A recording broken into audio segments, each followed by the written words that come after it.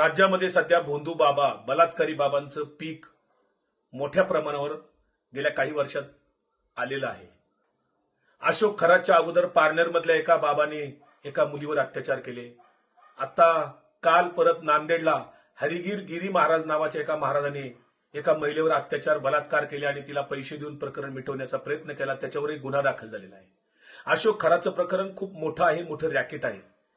असे अशोक खरात, हरिगिरी महाराज किंवा अनेक भोंदू बाबा, बलात्कारी बाबा प्रत्येक शहरात आहेत, प्रत्येक तालुक्यात आहेत. या भोंदू बाबांचं, बलात्कारी बाबांचं सरकार नेमकं काय करणार आहे?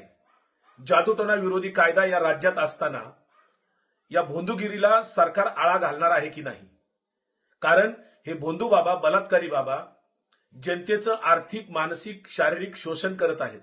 सर्वसामान्य लोकांचं शोषण करत आहेत. धर्माच्या आणि अध्यात्माच्या नावाखाली हे लोक जनतेला लुबाडतायत. अनेक महिला आणि मुलींचं मानसिक, शारीरिक शोषण केलेलं आहे, करत आहेत. मात्र एरवी आरोपी जेव्हा बिगर हिंदू असतो किंवा परधर्मी असतो तेव्हा भारतीय जनता पार्टीचे 2-4 सोडलेले आमदार हिंदू जन आक्रोश मोर्चे काढतात. वेगवेगळ्या माध्यमातून मुस्लिम द्वेष करण्यासाठी अशा काही घटनांमध्ये आरोपी जेव्हा बिगर हिंदू असतो किंवा परधर्मी असतो, विशेषतः मुस्लिम असतो, तेव्हा मोर्चे काढतात. भारतीय जनता पार्टी, आरएसएस परिवारातल्या ह्या हिंदुत्ववादी संघटना या भोंदू बाबांच्या विरोधात, बलात्कारी बाबांच्या विरोधात चकार शब्द काढत नाहीत. राज्याचे मुख्यमंत्री देवेंद्र फडणवीस यांना माझी विनंती आहे, आग्रह आहे, या महाराष्ट्रातलं भोंदू बाबांचं, बलात्कारी बाबांचं पीक जे आहे ते नेस्तनाबूत करा. कायद्याच्या आधाराने या सगळ्यांना आपण त्या ठिकाणी जेलची वारी गाडवा. जनतेचं शोषण होतंय, महिलांचं शोषण होतंय. सरकार बघ्याची भूमिका घेऊ शकत नाही. एखादं प्रकरण वर येण्याची आपण वाट बघता आणि मग तेवढ्यापुरतं कारवाई करण्याचा जर प्रयत्न करत असाल ते अत्यंत गैर आहे. ह्या भोंदू बाबांचं पीक उद्ध्वस्त केलं पाहिजे.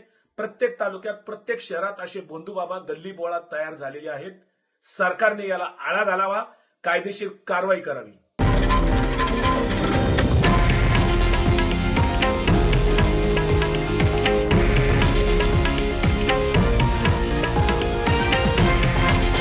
हे आहे देशातील नंबर 1 न्यूज नेटवर्क आणि आपण पाहत आहात TV9 मराठी, एकमेव.